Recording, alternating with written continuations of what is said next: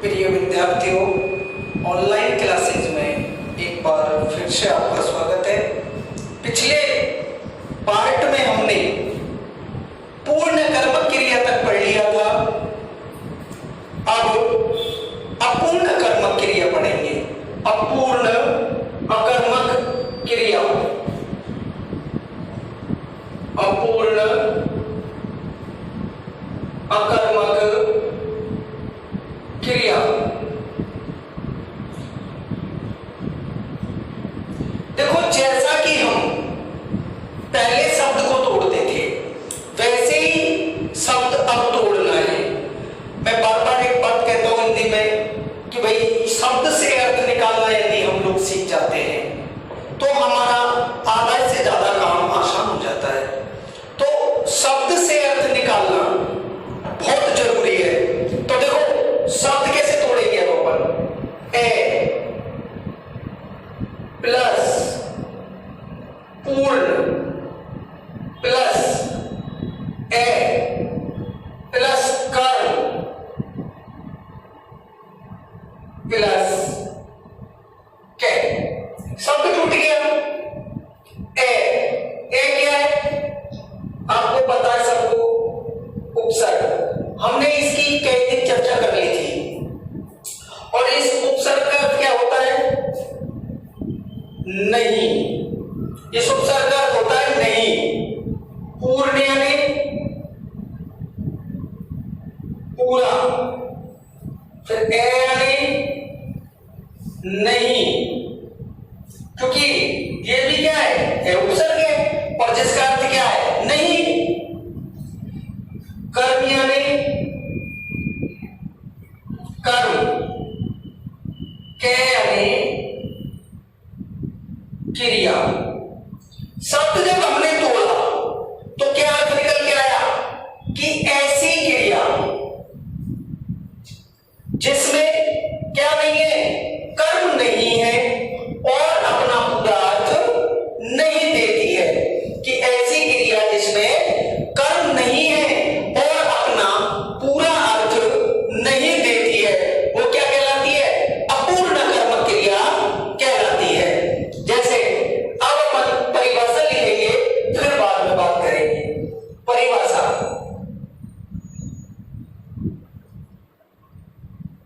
ऐसी क्रिया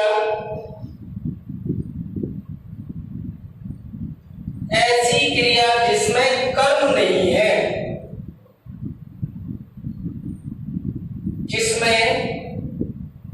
ऐसी क्रिया जिसमें कर्म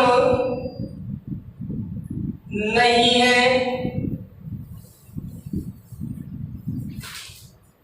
और अपना पूरा अर्थ नहीं देती है और अपना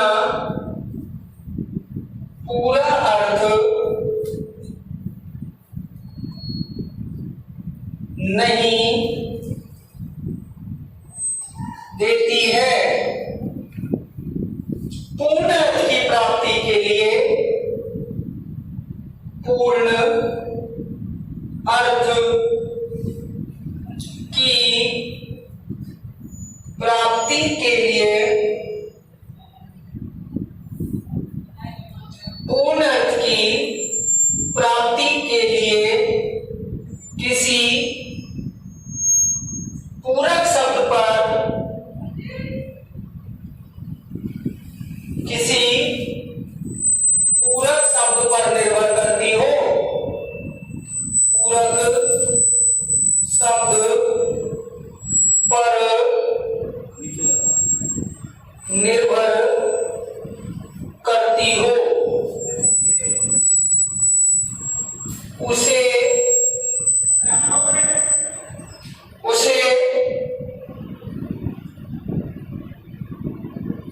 अपूर्ण अकर्मक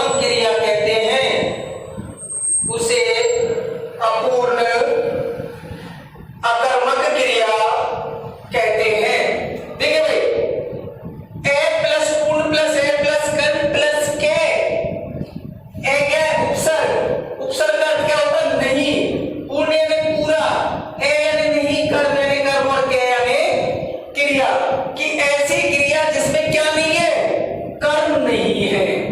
क्या नहीं है? कर्म नहीं है। और अपना क्या नहीं देती है? पूरा अर्थ नहीं देती है। और अपना पूरा अर्थ नहीं देती है। और पूर्ण अर्थ की प्राप्ति के लिए किसी पूरक शब्द पर निर्भर करती है, उसे अपूर्ण अकर्मक क्रिया कहते हैं। शब्द आया एक, क्या? पूरक। पूरक की चर्चा हम सकर्मक क्रिया में कर चुके हैं विस्तृत रूप से कि पूरक क्या है। थोड़ी सी जानकारी के लिए बता दूं, पूरक के रूप में आपको पता है दो ही शब्द होते हैं अपने पास। एक तो क्या होता है? संज्ञा, और एक क्या होता है? विशेषण। संज्ञा में कौन और कहां से प्रश्न करते हैं, और विशेषण से कैसा कैसे से प्रश्न करते हैं, तो क्या निकल के आ जाता है? पूरक। अब हम उदाहरण देखते हैं। अपूर्ण कर्मक का। अपूर्ण कर्मक का उदाहरण देखते हैं।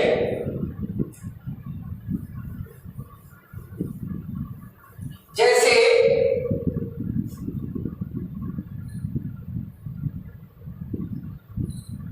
सीता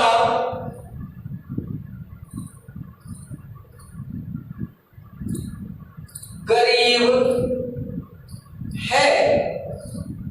अब देखो भाई, हम वाक्य से प्रश्न करेंगे।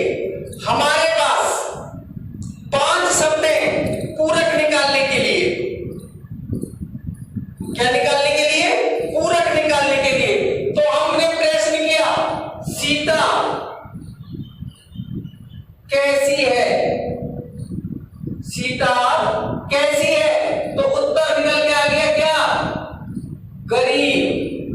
क्या निकल के आ गया? गरीब। तो गरीब शब्द क्या हो गया? यहां पूरक हो गया। गरीब शब्द क्या हो गया? पूरक। जैसे अगला उदाहरण, आरती अध्यापक है। आरती अध्यापक है या आरती अध्यापिका है? आरती अध्यापिका है या आरती अध्यापक है? तो देखें इसमें क्या हुआ। अब हमको पता है, यहां तो हमने कैसे लगाकर प्रश्न कर लिया। अब यहां आरती अध्यापक है, आरती कैसी है तो नहीं बैठ रहा है। आरती क्या है? नहीं बैठ रहा है। आरती कहां है? नहीं बैठ रहा है। आरती कौन है? आरती कौन है? आरती कौन है? तो कौन से प्रश्न बैठा? कौन है? उत्तर निकल के आ गया अध्यापक। क्या निकल के आ गया? अध्यापक। आरती कौन है? अध्यापक है भाई। तो कौन से निकल के आ गया? तो कैसा, कैसे और कौन कहां से प्रश्न निकल के आता है, तो क्या बनता है? अपूर्ण अकर्मक, यानी वो पूरक माना जाता है। चलो एक उदाहरण और देखो। जैसे मोहन जयपुर जाता है। अब मोहन कहां जाता है, तो कहां लगाया हमने, और कहां से उत्तर क्या निकल के आ गया? जयपुर। तो जयपुर क्या हो गया? जयपुर क्या हो गया? पूरक हो गया। जयपुर क्या हो गया? पूरक हो गया। हमारी कर्म के आधार पर क्रिया भी क्या हो गई? पूरी हो गई। अब है रचना या प्रयोग के आधार पर।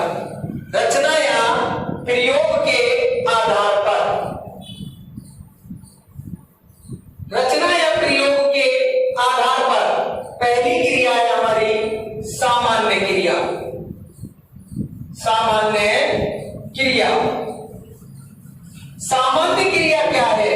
जैसा कि नाम से स्पष्ट हो रहा है कि एकदम सिंपल। जो तीसरी हम क्रिया पढ़ रहे हैं वो किसके आधार पर पढ़ रहे हैं? रचना या प्रयोग के आधार पर और रचना या प्रयोग के आधार पे पहली क्रिया हमारी कौन सी है? सामान्य क्रिया। सामान्य क्रिया। सामान्य क्रिया क्या है? जैसा कि नाम से स्पष्ट हो रहा है कि सामान्य, सिंपल टेंस, कि ऐसी क्रिया जिसमें किसी कार्य का सामान्य रूप से करना या होना पाया जाए उसे क्या कहते हैं? सामान्य क्रिया। इसमें कोई समझने की बात नहीं है। यह क्रिया एक ऐसी है जिसमें कोई समझने की बात नहीं है। परिभाषा देखते हैं इसकी। परिभाषा,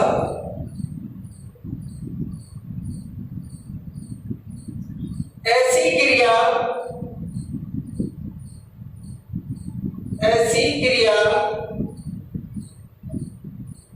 जिसमें किसी कार्य का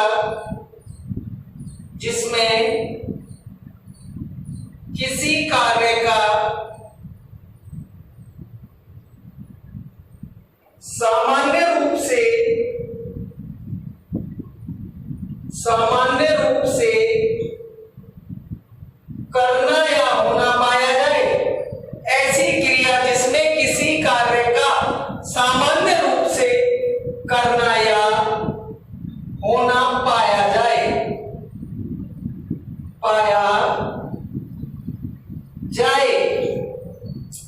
सामान्य रूप से, बिल्कुल सिंपल टेंस की बात करेंगे। हम एक चीज ध्यान रखना है, यहां वाक्य स्थिति के आधार पर जो क्रिया है समापिका और ये जो क्रिया है सामान्य, इसके उदाहरण एक दूसरे से मिलेंगे, लेकिन अंतर क्या है?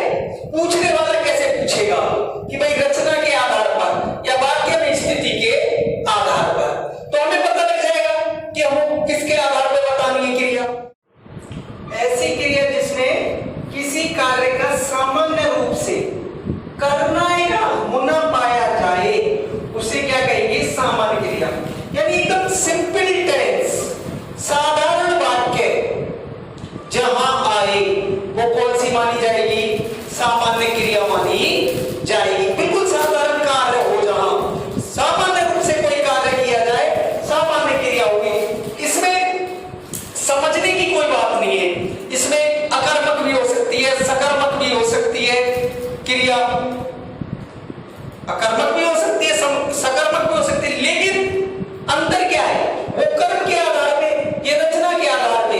जैसे उदाहरण अभी अपन देखते हैं, ऐसा लगेगा कि ये अकर्मक क्रिया, हाँ बिल्कुल अकर्मक हो सकती है, लेकिन वो कर्म के आधार पे।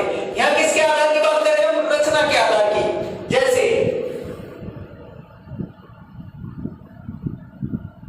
सीता खेलती है, सीता खेलती है, बिल्कुल साधारण काम है। भाई सीता क्या कर रही है? खेल रही है, सामान्य हो गया। मोहन खाता है, मोहन खाता है, कौन सी क्रिया हो गई? सामान्य, यानी खाना पीना सामान्य रूप से, हंसना सोना रोना खेलना कूदना सामान्य रूप से कोई काम हो जाए वो कौन सी होगी? सामान्य क्रिया। अगली है संयुक्त क्रिया। अगली है संयुक्त क्रिया।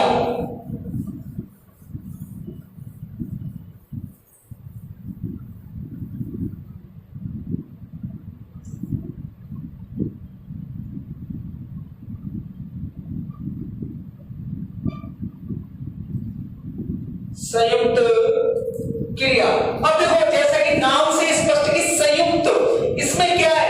कुछ ना कुछ जुड़ा हुआ है, तो कुछ ना कुछ नहीं जुड़ा हुआ, क्रिया जुड़ी हुई है।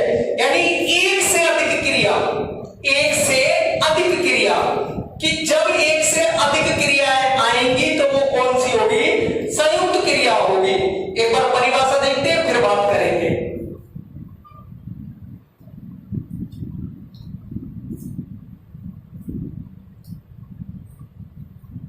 ऐसी क्रिया, ऐसी क्रिया जो दो या दो से अधिक ऐसी क्रिया जो दो या दो से अधिक क्रियाओं की, दो या दो से अधिक क्रियाओं के योग से मिलकर बनी हो, से मिलकर बनी हो, उसे संयुक्त क्रिया कहते हैं।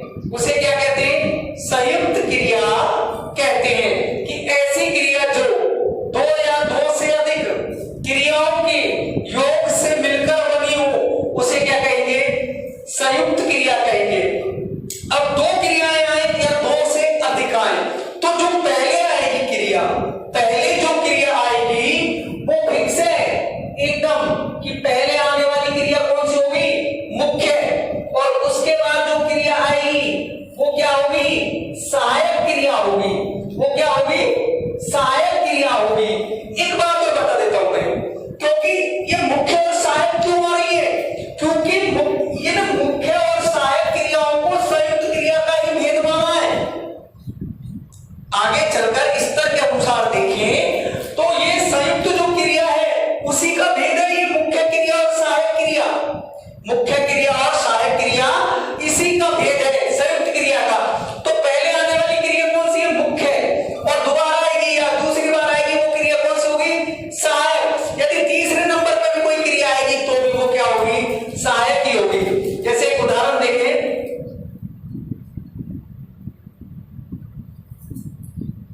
सीता ने पाठ पढ़ लिया था। सीता ने पाठ पढ़ लिया था। तो पढ़ क्या है? पढ़ना। और पढ़ना क्या है? मुख्य क्रिया। मुख्य क्रिया। और लिया था ये क्या है? सहायक क्रिया। लिया था क्या है? सहायक क्रिया। अब देखिए भाई कितनी क्रिया हो गई?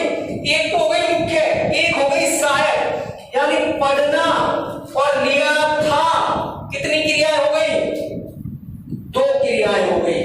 हमारी परिभाषा क्या कहती है? कि ऐसी क्रिया जो दो या दो से अधिक क्रियाओं के योग से बनी हो। तो कितनी क्रिया आ रही है इसमें? दो आ रही है। और दो आ रही है तो कौन सी हो गई? संयुक्त क्रिया हो गई। चलो एक उदाहरण और देखो।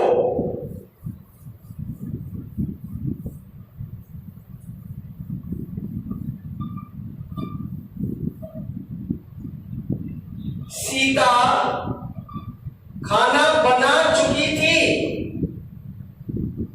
खाना बना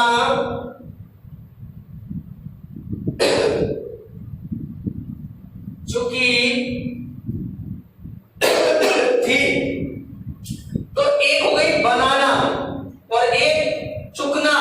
तो ये कौन सी हो गई? मुख्य। और ये कौन सी हो गई? सहायक। कौन सी हो गई? सहायक। तो कितनी क्रिया हो गई? दो।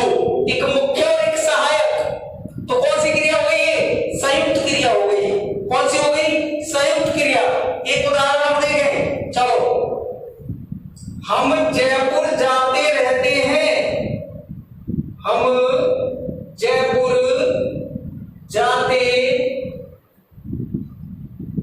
रहते हैं। हम जयपुर जाते रहते हैं।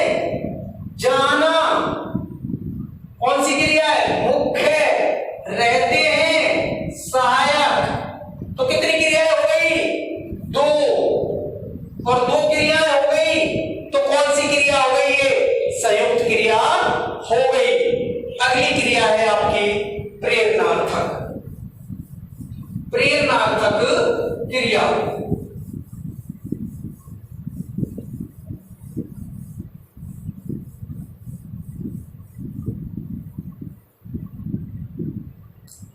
प्रेरणार्थक क्रिया।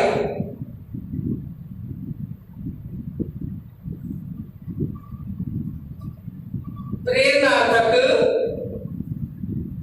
क्रिया। तो वो जैसे कि शब्द से पता चल रहा है प्रेरणा, कि कोई कार्य प्रेरणा के द्वारा हो, वहां क्या होगी, प्रेरणार्थक क्रिया होगी। यानी प्रेरणा के द्वारा करवाए कोई कार्य या प्रेरणा से कोई कार्य हो तो वहां पे कौन सी क्रिया होगी, प्रेरणार्थक। एक बार परिभाषा देख लीजिए,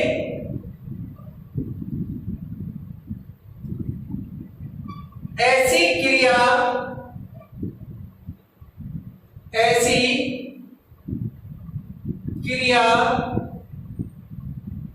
जिसमें कर्ता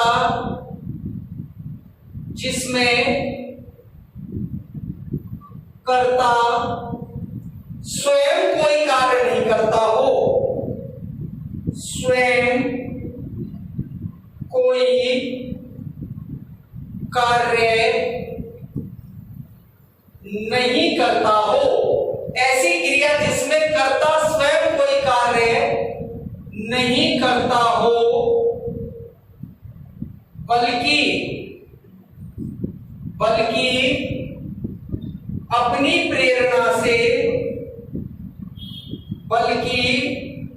अपनी प्रेरणा से किसी और से करवाता हो, किसी और से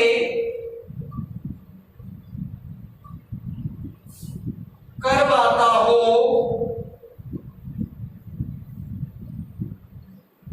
उसे प्रेरणार्थक क्रिया कहते हैं। परिभाषा देखिए भाई, कि ऐसी क्रिया जिसमें कर्ता स्वयं कोई, यानी कर्ता काम को करने वाला कोई कार्य नहीं करता है, बल्कि अपनी प्रेरणा से करवाता है, उसे क्या कहेंगे, प्रेरणार्थक क्रिया कहेंगे। जैसे एक उदाहरण देखो, अध्यापक चौकीदार से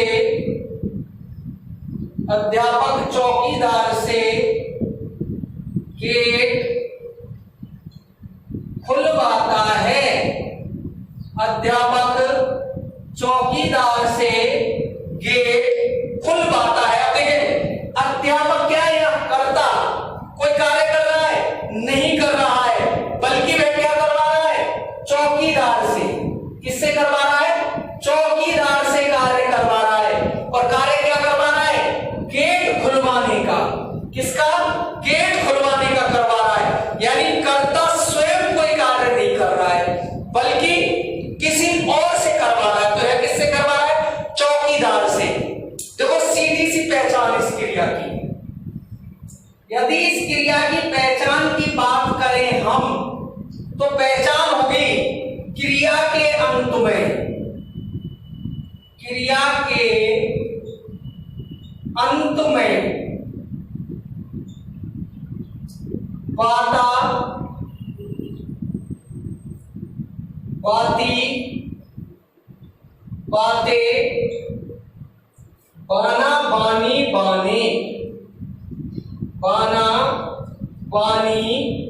बाने लगा होता है।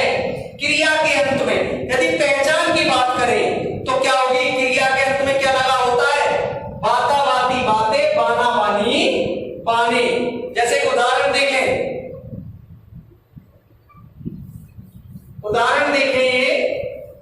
सीता मीता से गीता पढ़वाती है। उदाहरण, सीता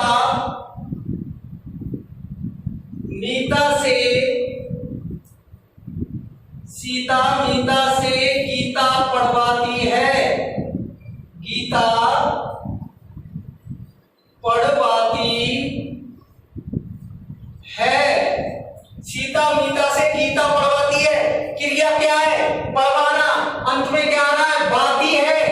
क्या आ रहा है, बाती। तो क्रिया के अंत में क्या आता है, बाता बाती बाते, बाना बानी बाने। कौन सी मानी जाएगी, प्रेरणार्थक क्रिया। चलो एक बाना बानी का उदाहरण और देखो।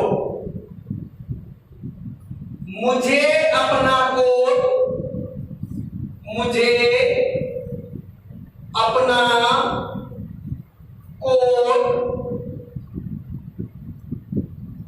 धोबी से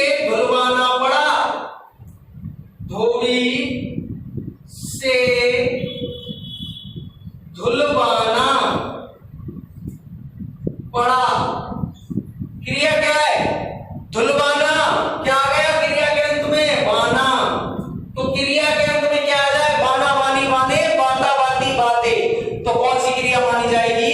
प्रेरणार्थक क्रिया। अगली क्रिया देखें आप, पूर्वकालिक क्रिया। पूर्वकालिक क्रिया।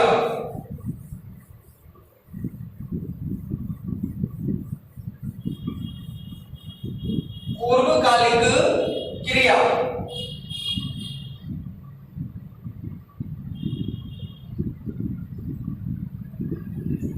पूर्वकालिक क्रिया। ठीक है भाई, समझने का प्रयास करें। क्या नाम है? पूर्वकालिक। कालिक यानी काल यानी समय, क्रिया यानी क्रिया कि एक क्रिया से पहले एक और क्रिया हो रही हो। पूर्व यानी पहले, पूर्व यानी पहले, यानी एक क्रिया से पहले एक और क्रिया हो रही हो। जैसे परिभाषा देखिए आप, परिभाषा, ऐसी क्रिया, ऐसी क्रिया जिसमें मुख्य क्रिया से पहले, जिसमें मुख्य क्रिया से पहले एक और क्रिया संपन्न हो रही हो, एक और क्रिया संपन्न हो रही हो, उसे पूर्वकालिक क्रिया कहते हैं। अब देखो, ऐसी क्रिया जिसमें मुख्य क्रिया से पहले, मुख्य क्रिया से पहले एक और क्रिया संपन्न हो रही हो, उसे क्या कहेंगे? पूर्वकालिक क्रिया कहेंगे। उदाहरण देखें, सीता नहाकर विद्यालय गई। सीता नहाकर विद्यालय गई। अब देखो, मुख्य कार्य क्या है उसका? जाना। मुख्य कार्य क्या है? जाना। तो ये कौन सी हो गई? मुख्य क्रिया हो गई। कौन सी हो गई? मुख्य क्रिया। लेकिन उससे पहले उसने एक और कार्य कर लिया, यानी एक और क्रिया कर ली। वो क्या है? नहाना। क्या है? नहाना। यानी ऐसी क्रिया जिसमें मुख्य क्रिया से पहले एक और क्रिया हो रही हो। तो एक क्रिया हो रही है नहाना, तो इसे क्या मान लेंगे अपन? पूर्वकालिक क्रिया। क्या मानेंगे? पूर्वकालिक क्रिया मानेंगे। इसे क्या मानेंगे? पूर्वकालिक क्रिया मानेंगे।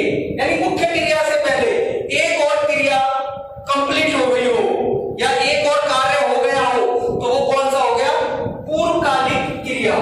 पहचान, पहचान देखें आप इस क्रिया की, तो पहचान है कि जो पहले वाली क्रिया है, पहले वाली क्रिया के अंत में, पहले वाली क्रिया के अंत में, क्रिया के अंत में कर या करके लगा रहता है। कर या करके, कर या करके लगा रहता है। एक उदाहरण देखेंगे कि कर या करके लगा रहता है कैसे। जैसे मोहन पढ़कर सो गया। मोहन पढ़कर सो गया। अब मुख्य कार्य क्या है उसका? सोना। मुख्य कार्य क्या है? सोना। लेकिन उसने उससे पहले एक और कार्य कर लिया, पढ़ना। क्या